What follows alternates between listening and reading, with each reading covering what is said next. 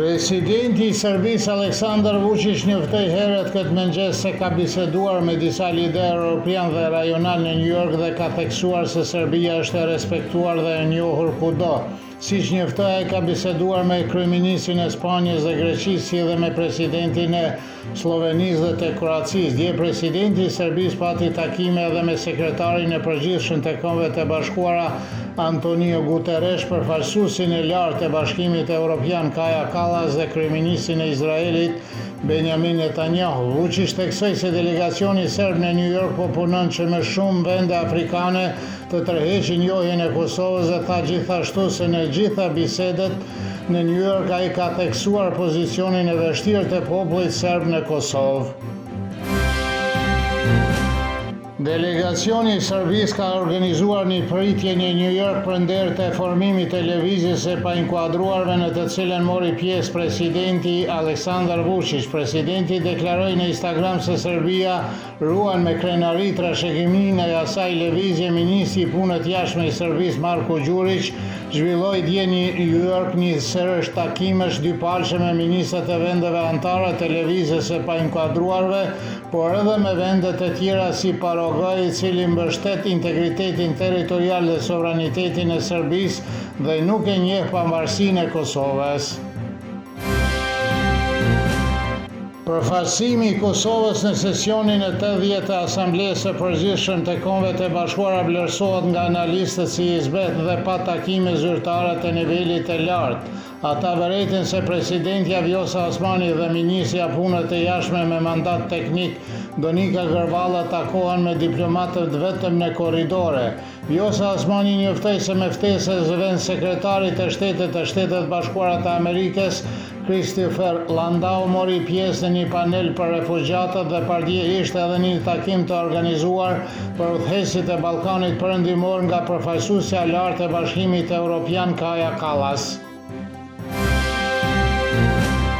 Politologu Milazim Koci deklaroi se Serbia ka një avantazh në marrëdhëniet me Shtetet e Bashkuara krahasuar me Kosovën, gjë që sipas tij mund të shihet nga takimet e presidentit të Serbisë Aleksandar Vučić dhe presidencës së Kosovës Vjosa Osmani me sekretarin e Shtetit të Shteteve të Bashkuara të Amerikës Marco Rubio gjatë qëndrimit të tyre në New York. Koci tha se takimi Vjosa Osmanit me Rubio nuk ishte në njëjtin nivel si takimi i presidentit të Serbisë Aleksandar Vučić. Srdjan Popović, antari i kryesisë së listës serbe, tha se duke ndaluar transmetimin e video para së zgjedhores së listës serbe, Prishtina po përpiqet të fshehtë të vërtetën për situatën e vështirë të serbëve në Kosovë dhe theksoi se përfaqësuesit e listës serbe,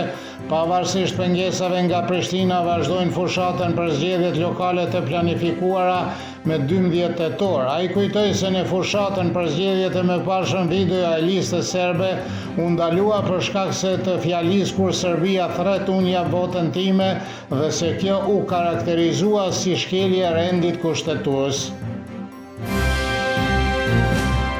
Historiani Momčilo Pavlović thotë se mesazhi i fundit e Albin Kurti drejtuar serbëve në Kosovë nuk është qetësues dhe se kjo do të thotë se ata duhet të integrohen në ligjet e Kosovës, të mos përdorin mbështetjen nga Serbia dhe se serbët të përfaqësojnë interesin serb nuk marrin pjesë në zgjedhje.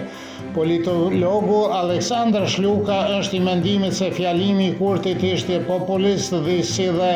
vendimet e autoriteteve të Kosovës që ndikojnë në komunitetin serb nuk mund të fshihen pas fjalimeve deklarative.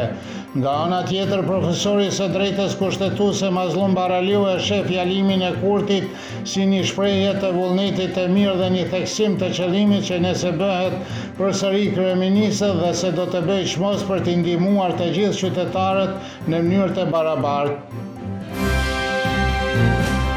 Drejtori i përgjithshëm i policisë së Kosovës Gazmend Hoxha tha se kohën e fundit ka pasur raste të fluturimeve të dronëve në pjesën veriore të Kosovës, të cilët dyshohen se vinin nga territori i Serbisë, raporton Koha Ditore. Ai shtoi se institucionet ndërkombëtare janë informuar për këtë situatë dhe se përgjegjësia i takon KFOR-it. Ju kujtojmë se 3 vjet më parë njësitë e ushtrisë serbe rrezuan një dron që fluturonte pranë objekteve ushtarake në garnizonin e Rashkës. Moti nesër do të jetë mesatarisht deri kryesisht me vranësira me reshje shiu në vendet e caktuara, ndërsa në veri do të jetë kryesisht i thatë, do të fryjë erë juglindore mesatare dhe e fortë në Podunavle dhe Pomoravle, her pas here me erërat e forta. Temperatura mëngjesit do të sillet nga 12 deri në 15, kurse ajo maksimale ditore nga 18 deri në 22 gradë Celsius.